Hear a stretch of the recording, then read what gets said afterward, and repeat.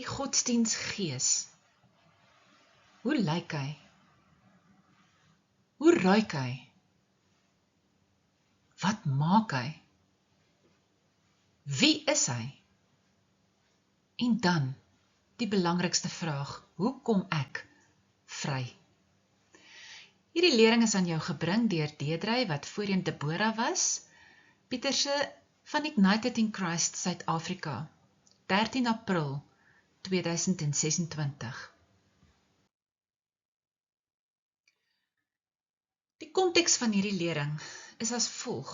Dit kom vanuit die konteks dat ons gedink het, ons is vry.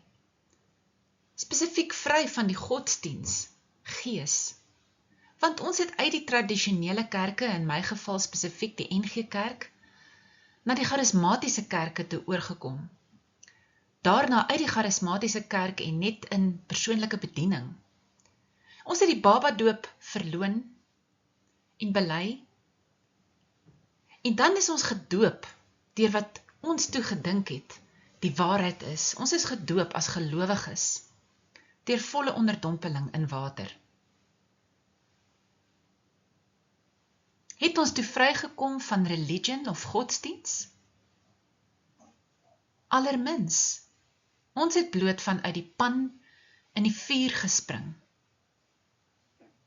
Ons was steeds in religion of godsdiens, net stywer vasgedraai. Hoe lyk hierdie godsdiensgees? En soos ek sê, hierdie kom spesifiek vanuit 'n perspektief van ons wat uit die charismatiese kerk gekom het en gedoop was onder die doop van gelowiges, deur volle onderdompeling in water. Hierdie gees is trots, wat ons altyd genoem het pride, trots. En weet u, bruid van Jesus Christus, hierdie tipe trots is soos vog in 'n muur, veral in 'n bedieningskonteks. Jy sien dit eers, of jy kom dit eers agter, wanneer dit eintlik al heeltemal te laat is. En, almal kan gewoonlik sien dat jy pride het, behalwe jouself. En die ironie is, toe ons in hierdie charismatiese bediening was van innerlike genesing en bevryding, het ek gedink, ons is nie trots nie. Ons het altyd gesê, mense verwar autoriteit in Jesus Christus met pride. En ons was vas oortuig dat ons nie pride gehad het nie, geestelike pride nie. Maar as ek terugkyk, dan weet ek, dat ons het pride gehad. Want onbewustelik was daar hierdie mentaliteit van, maar ons het mos al 'n pad gestap. Ons het 'n pad gestap van innerlike genesing en bevryding, wat ons dan onbewustelik en by implikasie, net so kat above die gewone ander gelowige daar buite geplaas het. En dan natuurlik in die tradisionele kerke se konteks, hoor mens dikwels dat mense sê, maar ons is kerkmense. Menende daarmee, maar ons is daarin beter mense as ander mense, wat nie in kerke is nie. En dan, in ons konteks spesifiek, maar ons is gedoop as gelowiges deur volle onderdompeling in water. En dit spesifiek het ons onbewustelik, onthou, al hierdie dinge is baie onbewustelik, mense is nooit bewustelik in pride nie, maar onbewustelik het dit ons ook, net so kat above, die ander gelowiges geplaas. Hierdie ding van ons is gedoop as gelowiges. En nou wil ek net vir u lees, wat het Jesus gesê, Lukas 18, verse 11 tot 12, in die konteks van die godsdienstige mense van sy tyd. Die fariseërs. Daar staan geskrywe, die fariseer het gaan staan en by homself so gebid, o God, ek dank u dat ek nie soos ander mense is nie. Diewe, bedrieërs, egbrekers, en ook nie soos hierdie tollenaar nie. Want ek vas 2 keer in die week, en ek gee 1/10 van my hele inkomste. Maar die tollenaar het daar ver bly staan en wou selfs nie na die hemel opkyk nie. Hy het bedroef op sy bors geslaan en gesê, o God, wees my sondaar genadig. En dan sê Jesus, ek sê vir julle, hierdie man, dit is die tollenaar, en nie die ander een nie, het huis toe gegaan as iemand wie se saak met God reg is.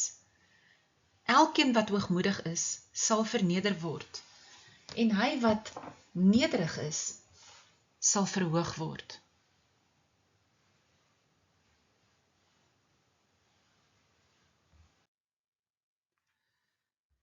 Die godsdienstgees is uiterlik vroom, maar innerlik skyn heilig of vals.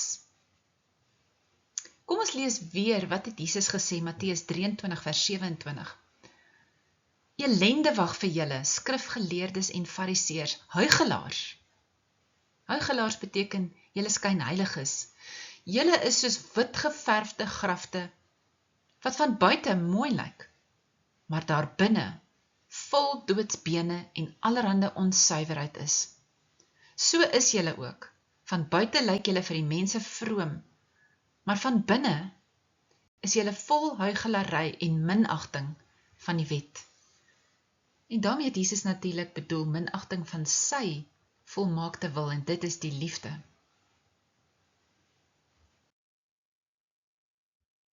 Die godsdienstgees betoon geveinsde liefde. Wat is geveinsde liefde? Geveinsde liefde is as ons voorgee dat ons lief het, maar ons is eintlik vals. En ons het bloot voorwaardelik lief. Ons het slegs die lief wat vir ons lief het. En Jesus het gesê, wat help dit as julle net die lief het wat vir julle lief het? Wat maak dit julle beter as die heidene wat ook net vir die lief het wat hulle lief het? En u weet, bruid van Jesus Christus, as ek terugkyk en terugdink aan die tydperk wat ons onder die doop van gelowiges deur volle onderdompeling in water gestaan het, dan weet ek dat ek ook skynheilig was. Voor die mense was ek vriendelik en liefdevol. Maar agteraf, baie keer, en ek sê nie altyd nie, maar baie keer, het ons slegte dinge gedink in ons harte en ook negatiewe goed van die mense gesê. U kan gaan kyk na die tekste wat ek ook daar vir u aangebring het en self gaan lees. Wat het Jesus gesê, wat het Johannes en Paulus gesê oor hierdie geveinsde liefde, wat hulle ook in hulle leeftyd so ervaar het. Die godsdienstgees is uitputtend en swaar. Dit is moeilik of swaar om 'n volgeling van Jesus te wees as jy in godsdiens is. En hoe baie het ons nie gehoor, veral het teen die einde van die 12-14 jaar wat ons onder die doop van gelowiges gestaan het in die sogenaamde charismatiese bediening van innerlike genesing en bevryheid gestaan het, dat mense begin kla het en gesê het, hulle voel geestelik moeg, hulle het battle weary geraak. Want die geveg, die konstante geveg met die vyand, om net die vyand van jou voorstoep af weg te hou, het net te lank en te swaar vir baie geword. Ons het naderhand beleef dat daar net nie meer joy of vreugde is in ons wandel en handel saam met Jesus Christus nie. Dis asof al ons joy gesteel was. En telkens ervaar mens dat Christene, veral natuurlik die in die tradisionele kerke, loop met sulke lang gesigte en hulle gooi letterlik geestelik in die gees dimensie, as dit ware heeltyd as op hulle koppe, of hulle sit geestelik in sak en as, hulle vroeg. En ek weet, as ek terugdink aan myself ook in daai tydperk, hoe baie was ek nie beswaard en het ek geloop en vroeg nie. En dit is nie waarvoor Jesus vir ons aan die kruis gesterf het nie. Hy het gesterf aan die kruis, dat ons sy vreugde, joy kan beleef. en in oorwinning kan lewe. Die godsdienstgees is ook afstootlik. Hy is veral afstootlik. Hy stoot mense weg van die ware Jesus Christus af. Persoonlik weet ek ook, as ek terugdink aan daardie tyd, dat my handel en wandel in die naam van Christenskap het mense, veral die naby aan my, familie, vriende, weggestoot. Mense kry geweldig seer ook in kerke en bedieninge. En hoe het ons dit nie ook self beleef nie? Ons het nooit die intensie gehad om mense seer te maak nie. En hulle ook nie vir ons nie. Maar dit het net gebeur. Mense het na ons toe gekom om vir hulle te bid, omdat hulle so seer gekry het in die tradisionele kerke en selfs in die charismatiese kerke. Maar naderhand het ons begin beleef, maar in ons bediening kry mense ook seer. Ons maak hulle seer, hulle maak ons seer. En mense wil later net niks meer met godsdienst of geloof te doen hê nie. Baie mense stap net eenvoudig weg, ontnugterd, en wil nie meer iets met godsdienst of geloof te doen hê nie. Hoe ruik hierdie godsdienstgees? In die gees natuurlik, in die geestesrealm. Hy het 'n reuk in die geestesrealm, want hy ruik doods. Dit is 'n doodsreuk in die geestesrealm, soos van 'n verrotte karkas. En dit lok roofdiere in die gees en aasvoëls. En natuurlik ook geestelike parasiete. En ek veralgemeen nou hierso, bruid van Jesus Christus. Nie almal wat saam met ons 'n pad geloop het in ons bediening toe ons nog onder die doop van gelowiges in Jesus Christus gestaan het. Nie almal was geestelike parasiete nie. Maar veral na die einde van die tydperk toe, van die 12 jaar tyd wat ons onder die doop van gelowiges gestaan het ons meer en meer begin beleef dat daar 'n geestelike parasitisme is. Van mense wat 'n geestelike Moses soek om hulle deur die geestelike woestyn van worsteling met die vyand te sleep, of hulle soek 'n geestelike Debora om hulle te lei en of aan te voer in hulle konstante geveg teen die vyand. Maar dit was parasitisme, want bitter min van daardie mense, nie almal nie, maar bitter min, was ook bereid om iets aan die bediening te gee. Hulle het meestal net kom haal by die bediening. Wat maak hierdie godsdienstgees? Die eerste en die belangrikste ding wat hy doen, wat hom onderskei, is hy is 'n gees van werke. Werke om daardeur jou eie heil of saligheid te probeer bewerk of uitwerk. O Jene, ek onthou hoe het ons lang verloningsgebede gedoen. Lang gebedsessies met mense gehad, om hulle as het ware deur te bid. Lang biegsessies, waar allerhande sondes erken, bely en om vergifnis voorgevra is. En daardeur, en onthou, dit was alles onbewustelik. Ons was versluierd. Ons het gedink ons is besig met die regte dinge. Maar daardeur word onbewustelik 'n geestelike leer geklim, soos 'n Jacob's ladder, omdat jy so self probeer om nader aan God te kom.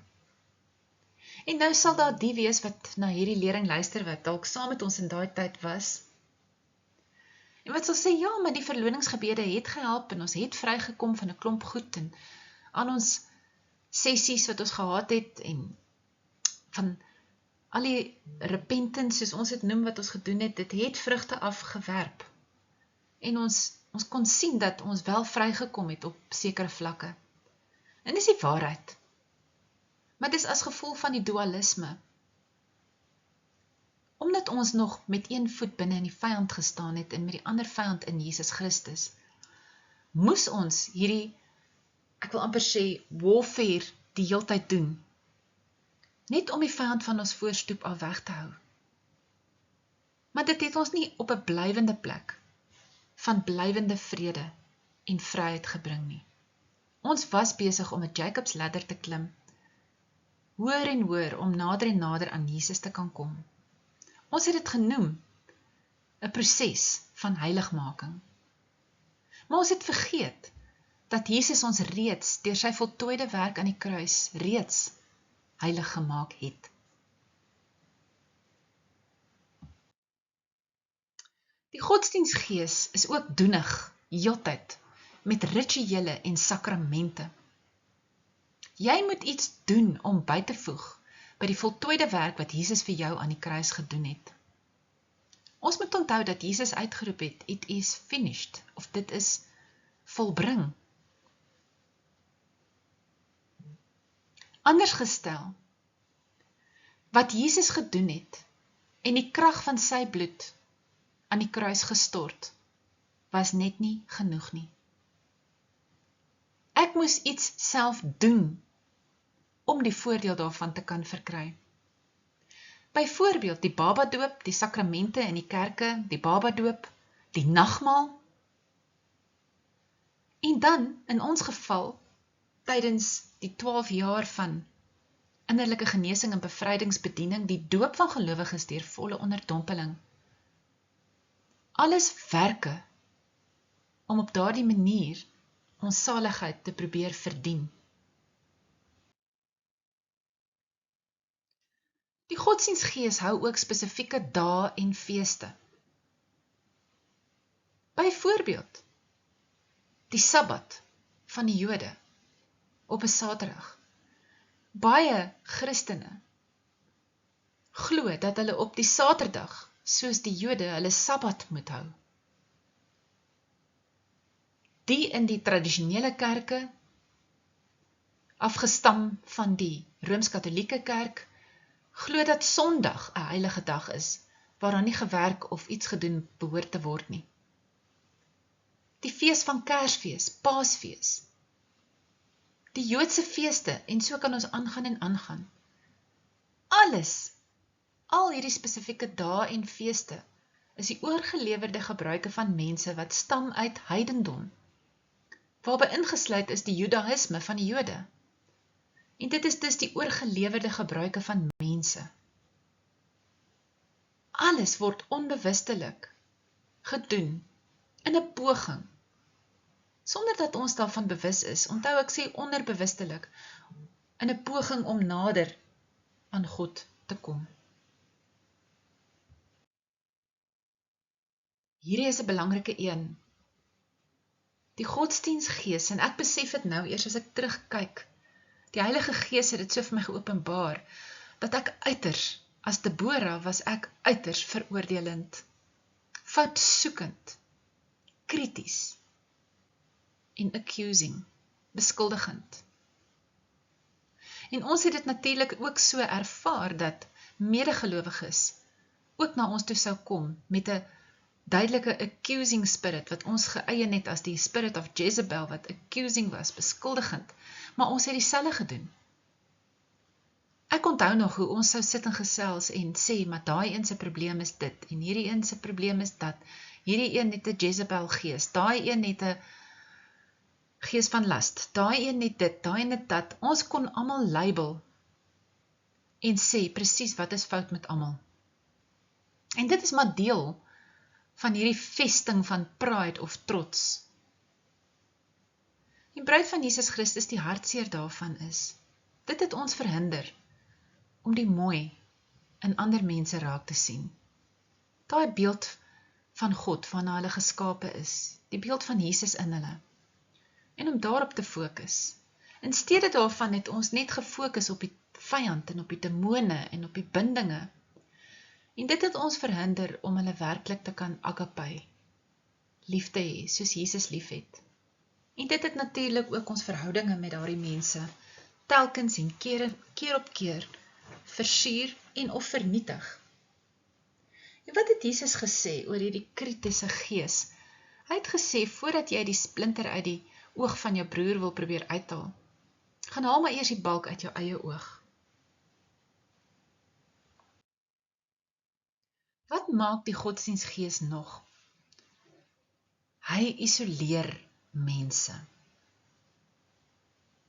Kom ons kyk maar na die oorspronklike model wat ons vanuit die Rooms-Katolieke Kerk gesien het, die kloosters, waar monnike en nonne hulle self afgesonder het en hulle geglo het dit is vir God wat hulle dit doen ten einde heilig te wees. Eintlik het ons in 'n sekere sin presies dieselfde gedoen. Geloofshuise, daar is sekere denominasies, Christelike bewegings wat hulle self in geloofshuise gaan afsonder het. Ook die eksklusiewe kerklike denominasies, maar ook menige Christelike bedieninge, waar hulle naderhand 'n eksklusiewe groepie word, wat hulle self isoleer van ander.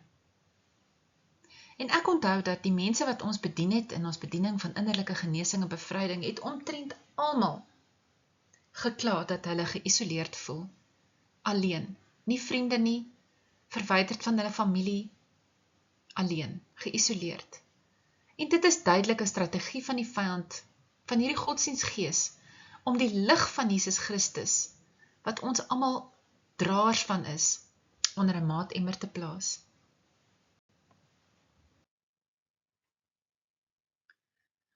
Hierdie een sal vir u dalk 'n nuwe een wees, maar ons het dit baie ervaar in ons bediening. En ek sê nie dat ons nie ook skuldig was daaraan nie. Maar ons het baie ervaar hoe ons mede-Christene, ons en ons ook vir hulle, baie seer gemaak het, deur mekaar te verloon en mekaar te verraai. En daar is agteraf geskinder en gepraat van mekaar. En hierdie godsdienstgees wil hê dat jy jou medegelowiges moet verwerp en ook jou vriendskappe verwerp, in die naam van geloof of godsdiens. En ons het later baie duidelik agtergekom dat dit spesifieke programme van kabbalistiese gedagtebeheer was, wat in en deur ons almal gewerk het, natuurlik vanweë die doop van gelowiges deur volle onderdompeling in water, hierdie kabbalistiese gedagtebeheer en programmering van die stranghold van Petrus wat verloon en Judas wat verraai. Petrus het vir Jesus, met wie hy 'n noue pad geloop het van 3 jaar, sy aan sy met Jesus, het hy op die ou einde gesê, ek ken hom nie. Dis presies wat ons ervaar het van ons medegelowiges.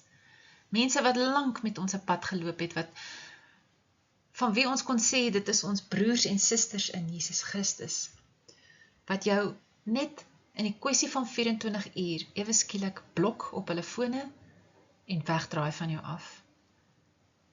Ja, en dieselfde met die program van Judas. Verraai jou met 'n kus, in die naam van Christendom, en van liefde, en in die naam van Jesus. Dat hulle sal sê, hulle het by die Here gehoor, dat hulle niks meer met jou te doen moet hê nie. Dit is niks anders as daardie kabbalistiese programmering en gedagtebeheer nie.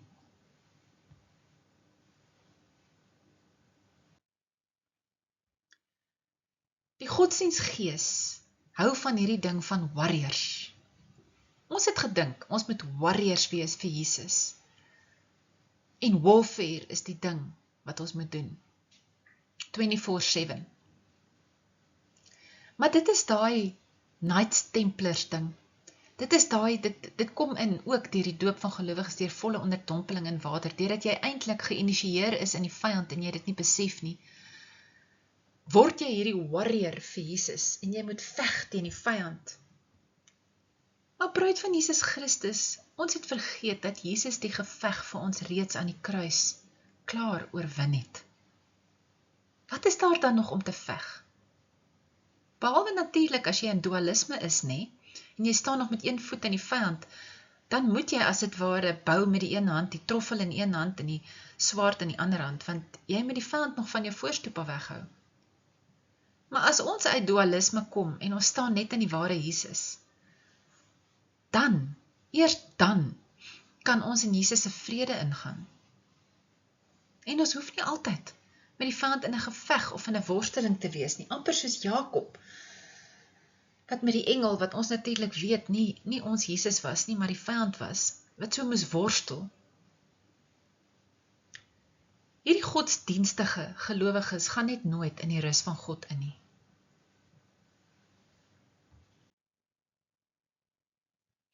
En hierdie ding is 'n hartseer ding. As jy in godsdiens is, en jy weet nie dat die 10 gebooie glad nie van Jesus Christus afkomstig was nie, en jy dink die 10 gebooie is Jesus se 10 wette. Dit bring so 'n binding, ook oor kinders en hulle ouers, want kinders dink dis goed genoeg om jou ouers te eer, want daar staan eer jou vader en jou moeder. En eer beteken tog sekerlik om net nie iets slegs van hulle te sê nie, om hulle te respekteer, en so nou en dan, so besoekie by hulle af te lê. En die effek daarvan in vandagse tyd, jy sal met my moed saamstem, dat 'n mens kry baie ouer mense wat alleen is. Hulle voel verwerp deur hulle kinders, want hulle ontvang net so nou en dan, so 'n pligsbesoekie, of so oproepie. Maar eintlik is hulle baie alleen, en het hulle kinders hulle eintlik maar eenkant toe gestoot. En kinders blameer, bewustelik of onbewustelik, hulle ouers vir alles wat in hulle lewens verkeerd is. En daar is 'n ondankbaarheid by kinders, vir wat hulle ouers vir hulle gedoen het. Volgens Jesus se volmaakte wil, van die liefde, wil hy hê dat ons vir ons ouers moet omgee, en hulle lief hê, met sy agape liefde. Dit is vir my wêrelde verwyder van om bloot jou ouers te eer. Die godsdiensgees maak dat ons sukkel om te agape. Ja, ons sê ons het mekaar lief, maar dis nie agape nie. Hoekom nie? Want ons is te trots. Ons is te seer. Daai seer maak dat ons nie kan vergewe nie. Of ons sê ons het vergewe, maar ons het nie regtig vergewe nie. Want hoeveel keer is daar nie in bedieningskonteks ook vir ons gesê, ek vergewe jou, maar net 'n maand later, dan word dieselfde goed weer opgebring, en weer voor jou kop gegooi, en weer, dat kan jy sien, maar daai seer is maar nog steeds daar. Daai persoon kon nie genesing kry ten volle nie. Want ons ervaar self nie Jesus se agape liefde nie, as ons in godsdiens is nie, so ons kan dit nie deurgee aan ander nie. Jy kan nie vir iemand anders 'n liefde betoon wat jy self nog nooit ervaar het of ken nie. Die meeste Christene is eenvoudig te bitter en haatdraand, te veroordelend en te geïsoleerd om te agape. En baie van hierdie gelowiges wat in godsdiens is, koester lewenslange wrokke teen mense. Hulle blok mense op hulle selfone, hulle sny hulle af van hulle af. En dit is alles bewyse daarvan, dat hulle sukkel om volkome te vergewe.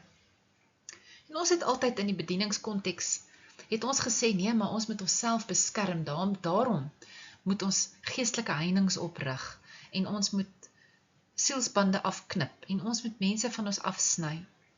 En vandag weet ek, dit was bloot omdat ons self nie behoorlik kon genees nie, nie kon vergewe nie, en nie Jesus se agape liefde ten volle kon uitleef nie.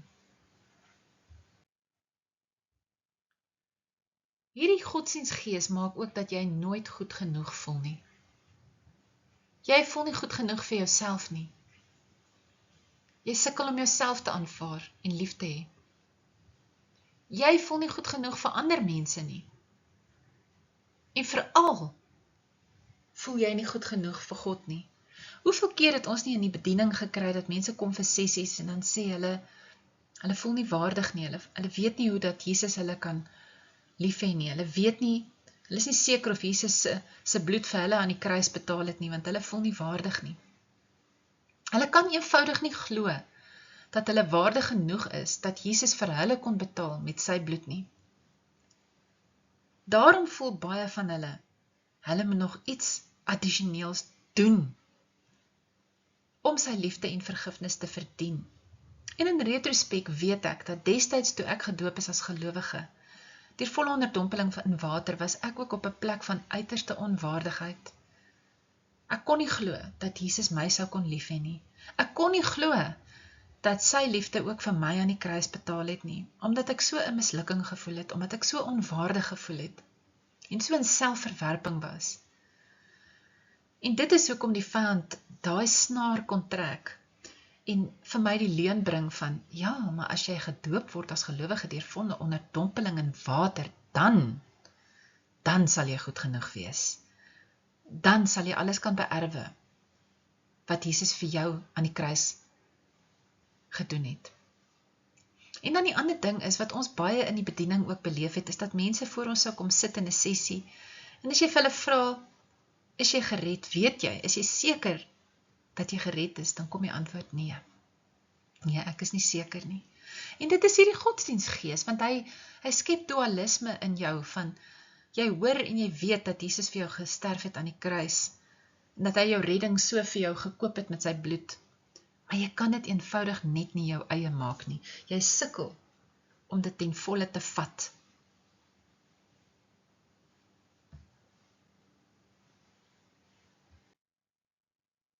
Die godsdienstgees verwoes verhoudinge.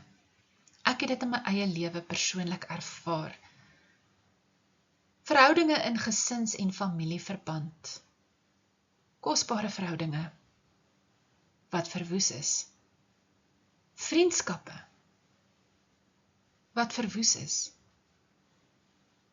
En dis eers nou, nadat ons 'n hele ruk onder die doop van gelowiges uit is, en dat ons die waarheid begin sien en Jesus ons vrymaak, dat hierdie verhoudinge stadig maar seker besig is om weer te herstel, danksy Jesus. Want die ware God, Jesus Christus, is 'n God van verhouding. Hy wil met ons in 'n verhouding staan. Want dit is wat liefde is. Liefde is verhouding. En hy staan in 'n verhouding van agape liefde met ons. En die vyand haat verhouding. Hy haat verhouding. Want hy is afgesny van Jesus Christus. Hy is afgesny van God en in 'n plek van totale onvermoë om verhouding met God te kan hê. So as jy nog met een voet in die vals Jesus staan as gevolg van godsdiens, kan jy eenvoudig nie lief hê soos wat Jesus jou lief het nie. En jou verhoudinge sal altyd arm wees en gebrekkig wees. Hierdie kan ek ook persoonlik van getuig, is dat die godsdienstgees van die vyand steel finansiëel. En dit is as gevolg van, nie misleading nie, dis die Engels ekskuus, maar misleiding. Hy mislei jou oor 'n klomp goed. Hy isoleer jou. Hy maak jou vreesagtig. Hy maak jou onseker en hy sny jou af van belangrike verhoudinge. Jy verbeur op hierdie manier geleenthede en jy vrees om in absolute selfversekerheid uit te stap. Jy glo nie in jouself nie. En dit is omdat ons nog die leuen glo, dat die manna in die woestyn, wat die Israeliete gekry het, elke dag net genoeg, het van ons God afgekom, en dis 'n leuen. Dit het van die vyand afgekom. Want hy is 'n God wat net elke dag genoeg gee, dat ons met amper in hierdie bedelaars mentaliteit voor God moet bly van, ag Here, help my net vandag om brood op my tafel te kan sit. Ag Here, net vandag dat ek genoeg kan hê.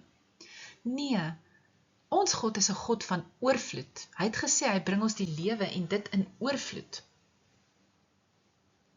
Dit is wat Jesus vir ons bestem het, om meer as genoeg te kan hê en om in oorvloed te kan leef, sodat ons ook vir ander kan gee en kan 'n oop hand hê.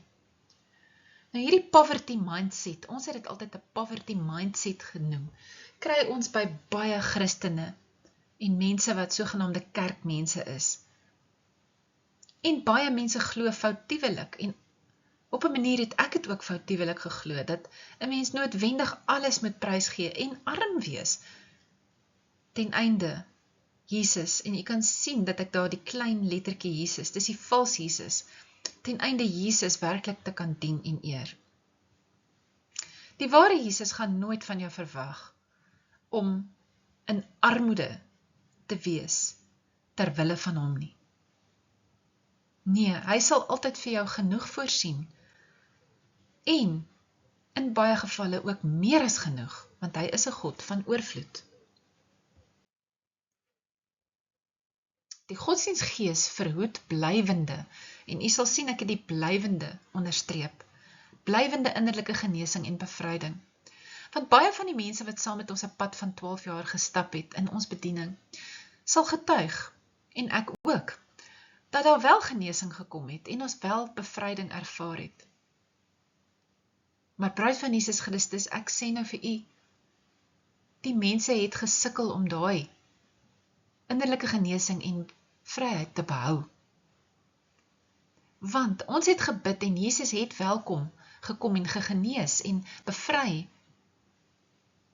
Maar as gevolg van die Kundalini se werking, wat krag kry deur hierdie godsdienstgees, was die genesing nie altyd permanent nie.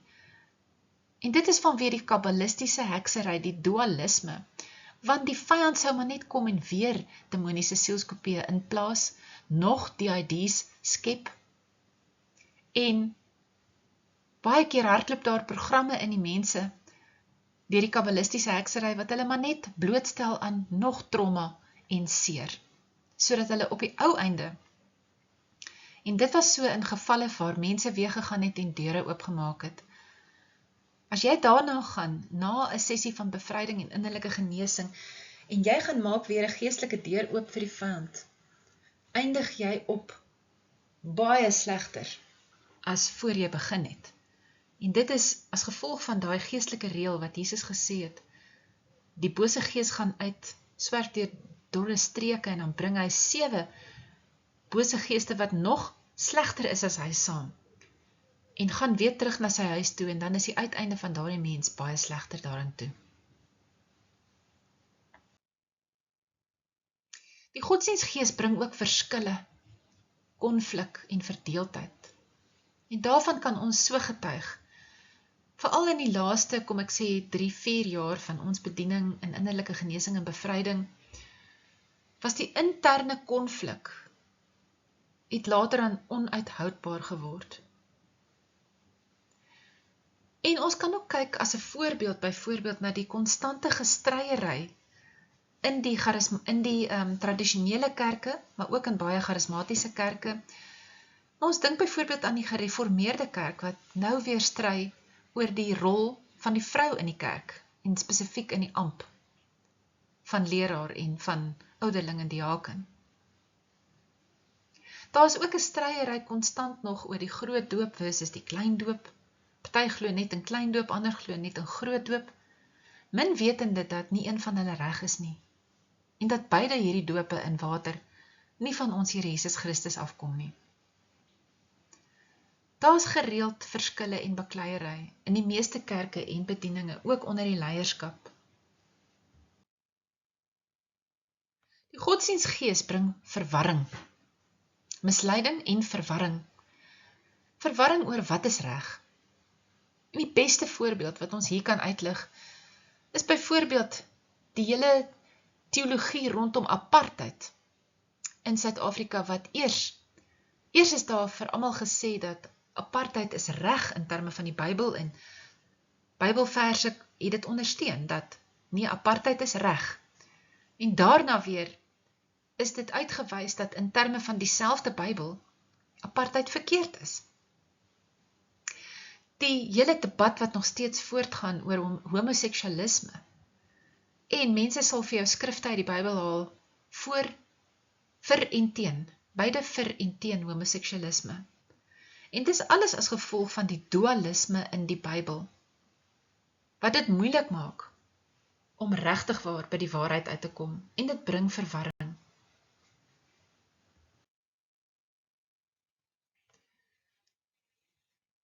Die godsdienstgees oortuig ons dat ons uiterlike godsdienstige dinge moet doen, om in so mate te probeer om nader aan God te kom. Byvoorbeeld, ons sal lang gebede bid. Die sing van liedere, lofliedere, worship-liedere, die bywoon van gebedsbyeenkomste waar daar ook allerhande rituele en lang gebede en lofsange ensovoorts is. En bruid van Jesus, ons sê nie dit is verkeerd om hierdie dinge te doen nie, maar dit is eenvoudig nie nodig nie. As ons uit ons dualisme sou uitkom, dan is Jesus mos binne in ons. En ons is die heel dag intiem met hom. En ons is naby aan hom. Ons het nie nodig om, ek wil amper sê, myself te laat opsaik geestelik, om te voel emosioneel dat ek nader aan God op hierdie manier kom nie. Let wel weer eens, ek sê nie dis verkeerd om lofsange te sing en om te bid nie, ek sê nie dis verkeerd nie, maar dit gaan oor die intensie waarmee ons dit doen en die mate waarmee mense dit doen en dat dit vir baie mense 'n poging is om nader aan God te probeer kom. As ons dit op daardie manier doen, voed dit eintlik die kundalini in ons, die vals Jesus se gees, om sterker en sterker te word. En dit trek ons meer en meer weg van die ware Jesus wat reeds in ons is. En ons raak al hoe meer verstrengel in godsdiens.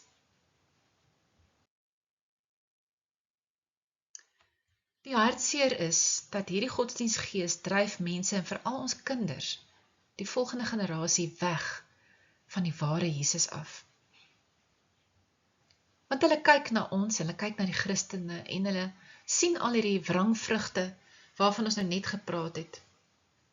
Die vrugte van die boom van kennis van goed en kwaad, van die godsdiensgees, en hulle word heeltemal afgesit. Hulle word heeltemal apaties.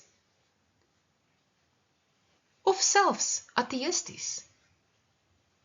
En baie van hulle begin soek na geestelike betekenis in heidense gelowe, soos byvoorbeeld boeddhisme, hindoeïsme ensovoorts.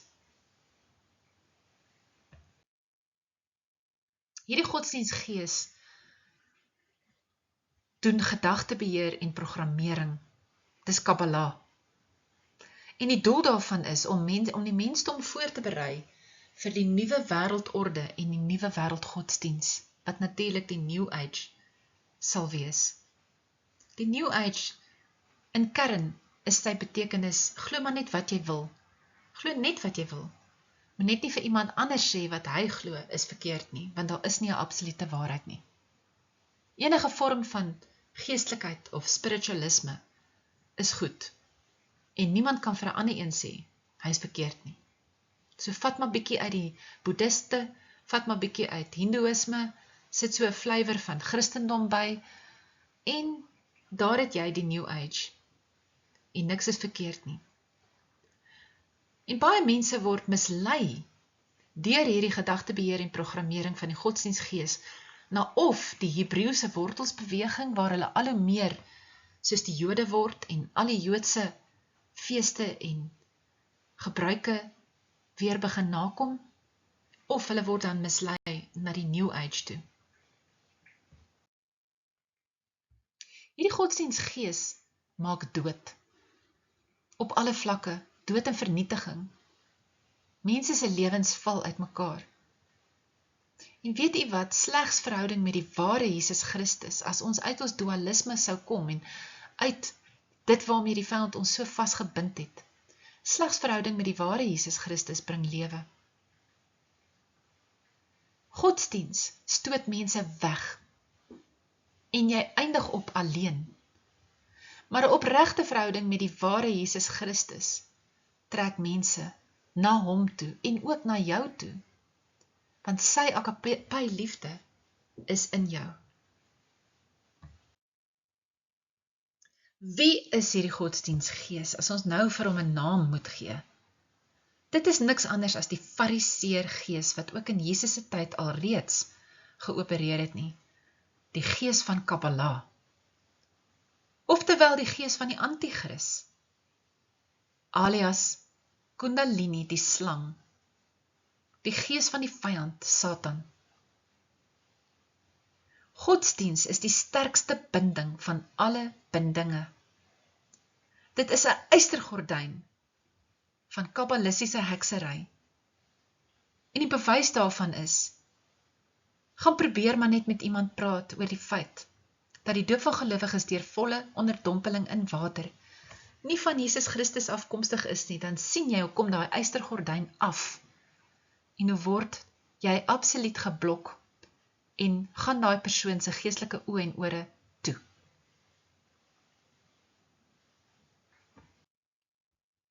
Hoe kom ek vry?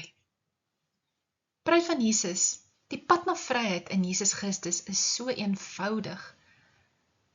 Ons moet net sy waarheid leer ken. Dit is so eenvoudig soos dit.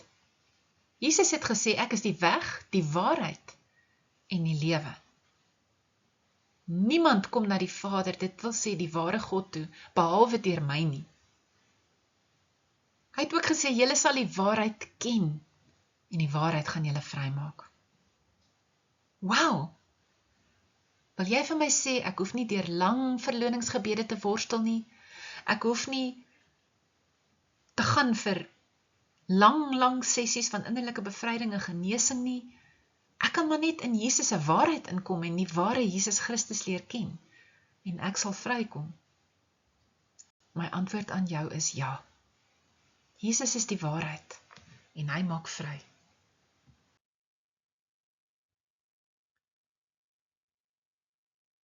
U moet dus ontdek wie Jesus regtig is, en wie hy nie is nie. U het my reg gehoor, baie Christene aanbid eintlik 'n vals Jesus. Ook. Let wel, ek sê ook. Ek sê nie hulle is nie gered nie, ek sê nie hulle ken nie die ware Jesus ook nie, maar hulle staan met een voet in 'n vals Jesus. En die enigste manier om daar uit te kom, is deur die waarheid te leer ken. Ek nooi u dus weer uit, gaan kyk na ons eerste lering, waar Jesus vir ons hierdie waarheid begin oopbreek het. Die lering se naam is gaan uit haar Babylon uit my volk. Dit is in 19 dele, vrylik beskikbaar op YouTube. Ja, en daar's mense wat sê, oeg, julle leringe is lank. Dit vat so baie tyd. Bruid van Jesus Christus, dis 'n klein prys om te betaal, om na hierdie leringe te kyk, om uiteindelik vry te kan kom uit al hierdie leuns van die vyand, waarmee ons gebind is. Want die ding is, jy moet die waarheid leer ken. Hoe leer ken jy waarheid? As jy dit in die eerste plek nie kan sien nie, en jy kan dit nie verstaan nie. So gaan kyk na daai lering, gaan kyk ook na die lering van op soek na die ware Jesus, waarmee ons nog steeds besig is, maar waar ons die Ou Testament gaan vat het, en gaan begin het by Genesis, en gaan kyk het, en Jesus het ons daarin gelei, wat is van hom af, en wat is nie van hom af nie. Ons gee dit vir u vrylik beskikbaar op YouTube, op ons YouTube kanaal. Agape Liefde van Deidre Pieterse, Ignited in Christ, Suid-Afrika.